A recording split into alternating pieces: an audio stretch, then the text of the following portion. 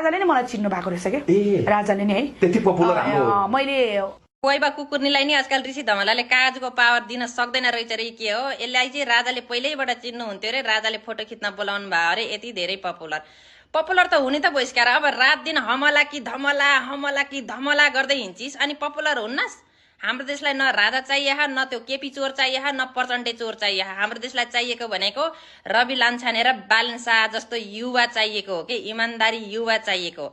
यो पत्रकारलाई पनि यिनीहरूले किनेर इन्टरभ्यू दिन्छन् र हो कि कस्तो खालको पत्रकार हो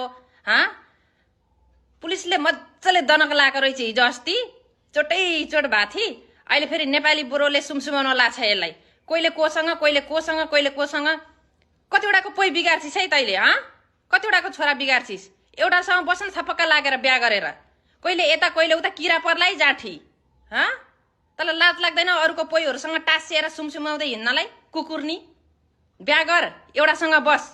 दुनियाँको चाख्दै हिँडेछि लाज नभएकी नकचरी